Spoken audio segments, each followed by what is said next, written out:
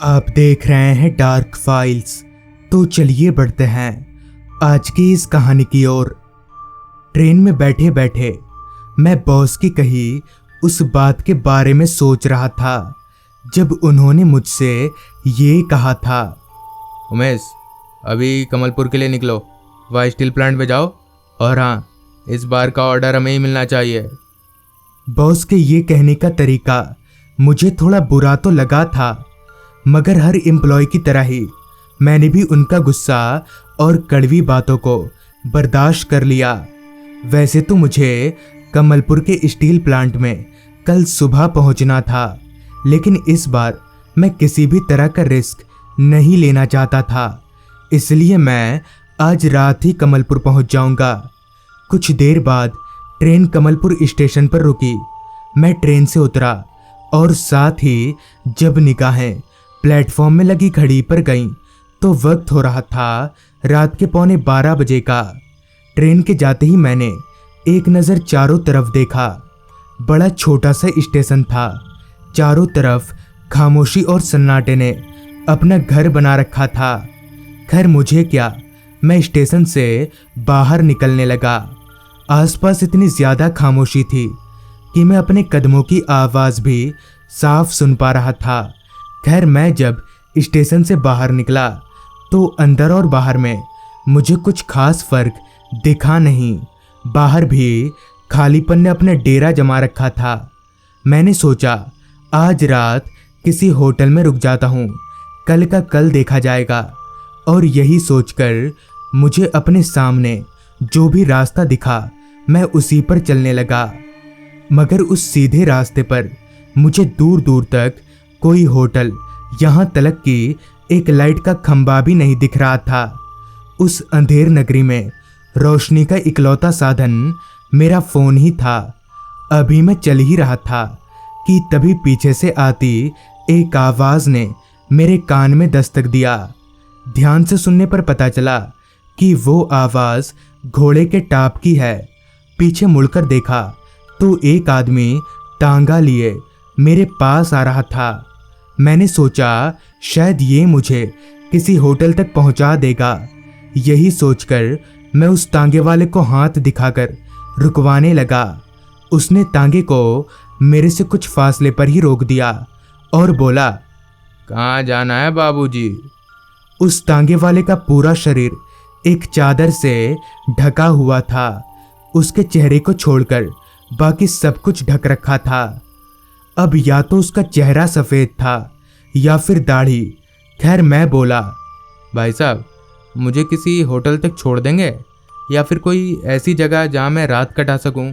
इतना बोलते ही मेरे नाक में एक सड़ी हुई सी बदबू टकराई, जिससे कोई बड़ा जानवर मर गया हो। खैर वो तांगे वाला बोला, साहब ये गांव है, यहाँ होटल नहीं मिलेगा। आप आज रात स्टेशन में ही वेटिंग रूम में रुक जाओ, मैं कल आपको स्टील प्लांट ले चलूँगा।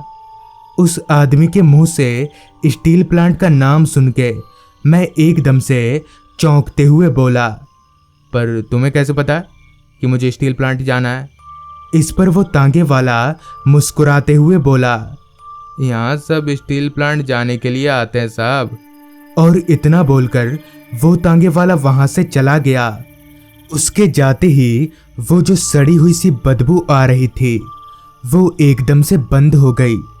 खैर मैंने सोचा कि ये तांगे वाला यहाँ का लोकल आदमी है, और जब इसी ने कह दिया कि यहाँ कोई होटल नहीं मिलेगा तो सच में नहीं मिलेगा। और ऐसे में वेटिंग रूम में रात गुजारने के अलावा मेरे पास कोई चारा नहीं था। अगले ही पल मैं वापस से स्टेशन में था और वेटिंग रूम ढूंढने के लिए अपनी नज़रें दौड़ा रहा था। तभी मुझे एक कमरे के बाहर वेटिंग रूम का बोर्ड लगा हुआ दिखा। मैं उस कमरे की ओर बढ़ने लगा और जैसे ही मैं कमरे का दरवाज़ा खोलकर अंदर दाखिल हुआ तो सबसे पहले मेरे नाक में वही सड़ी हुई सी गंध आई। फिर बाद में मुझे बेंच पर एक बूढ़ा आदमी, एक बुढ़िया और एक मेरी ही उम्र का लड़का बैठा दिखा। उन सब ने भी अपना पूरा शरीर उस तांगे वाले की तरह ही चादर से ढक रखा था। मुझे देखते ही पता नहीं क्यों वो तीनों एकदम से उठकर खड़े हो गए और उनकी आंखों में हल्की सी चमक आ गई। खैर मैं भी उसी बेंच पर उनके पास जाकर बैठ गया। बूढ़ा बुढ़िया और वो लड़का मुझे अभी भी घूरे जा रहे थे, जैसे उन्होंने मेरे जैसे इंसान को पहले कभी देखा ही ना हो। मुझे थोड़ा अजीब तो लगा, लेकिन तभी अचानक ही मुझे ठंड लगने लगी। मई के महीने में ठंड लगना अजीब बात तो थी ही, मगर उससे भी ज़्यादा मैं हैरान इस बात से था कि वो सड़ी हुई सी बदबू अभी भी आ ही रही थी, जबकि ना तो वेटिंग रूम का दरवाज़ा खुला हुआ था और ना ही कोई खिड़की। तभी मैं उस बूढ़े आदमी से बोला, कितना अजीब है ना, मई के महीने में ठंड लग रही है। इस पर उस बूढ़े आदमी ने खरखराती आवाज में कहा, हाँ, यहाँ आसपास पहाड़ है ना, इसलिए। वो दुर्गंध अब इतनी बढ़ चुकी थी कि मेरा उस वेटिंग रूम में रुकना मुश्किल हो रहा था। मैं अपने नाक को हाथ से दबाकर बाहर जाने के लिए उठा ही था कि तभी वो बूढ़ा आदमी बोला, बेटा कहाँ जा रहे हो? मैंने उस आदमी से कहा, जी बस यहीं पे। और ये बोलकर मैं उस वेटिंग रूम से बाहर निकल गया। मैं जैसे ही वेटिंग रूम से बाहर निकला, तभी वो सड़ी हुई सी बदबू भी एकदम से बंद हो गई। मैंने अपनी जेब से सिगरेट का डब्बा निकाला और एक सिगरेट जलाकर वेटिंग रूम के बाहर बने चबूतरे पर बैठ गया। अभी मैं सिगरेट का कश ले ही रहा था, तभी एक आवाज आई, बेटा तुम सिगरेट पीने लगे हो? मैंने उस आवाज की ओर देखा तो वही तीनों, यानी वो बूढ़ा बुढ़िया और वो लड़का वेटिंग रूम के दरवाजे पर खड़े थे। मैं उस बूढ़े आदमी को जवाब देना तो चाहता था, मगर क्या बोलूं ये समझ नहीं आ रहा था। लिहाजा मैं वहां से उठकर उन दोनों से दूर जाने लगा। अभी मैं उन लोगों की ओर देखते हुए चल ही रहा था, तभी किसी ने मेरा हाथ पकड़ा और एक आवाज आई, हे, मरना है क्या? वो स्टेशन मास्टर थे और मैं चलते हुए रेलवे ट्रैक में गिरने जा रहा था, जिसमें एक मालगाड़ी आ रही थी। मैंने स्टेशन मास्टर को शुक्रिया किया और जब वेटिंग रूम की ओर देखा तो वो तीनों वहां से गायब थे। डर से मैं फिर उस वेटिंग रूम में नहीं गया और प्लेटफॉर्म में लगी बेंच पर ही लेट गया। अगले 5 से 10 मिनट में ही मैं गहरी नींद में चला गया और फिर अगली सुबह ही मेरी आंख खुली। मैं स्टेशन पर पहली बार भीड़ भाड़ देखकर मुझे अच्छा लग रहा था। खैर मैंने स्टेशन पर ही चाय पिया और फिर निकल पड़ा स्टील प्लांट की ओर।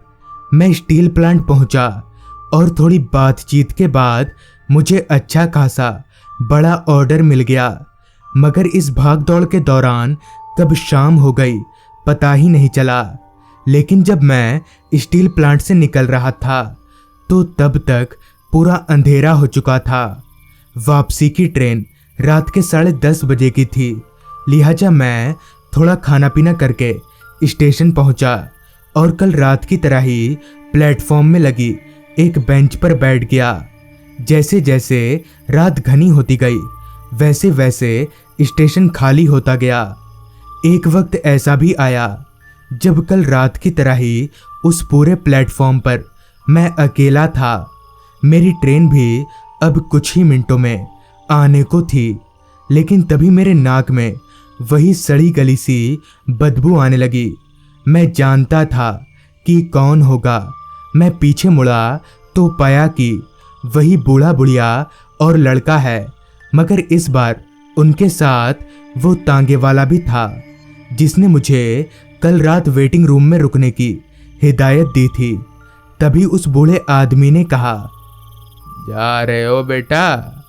इससे पहले कि मैं कुछ बोल पाता ट्रेन की हॉर्न सुनाई पड़ी। ट्रेन को देखने के बाद मैं जब उन लोगों की ओर पलटा तो उस बूढ़े की आंखों से आंसू बह रहे थे और साथ ही वो लड़का और वो बुढ़िया भी रो रहे थे। मैंने अपनी जेब से 100 का एक नोट निकाला और जैसे ही उस बूढ़े के हाथ में थमाने के लिए उसका हाथ पकड़ा तो मैं दंग रह गया। उसका हाथ किसी बर्फ की सिल्ली की तरह था।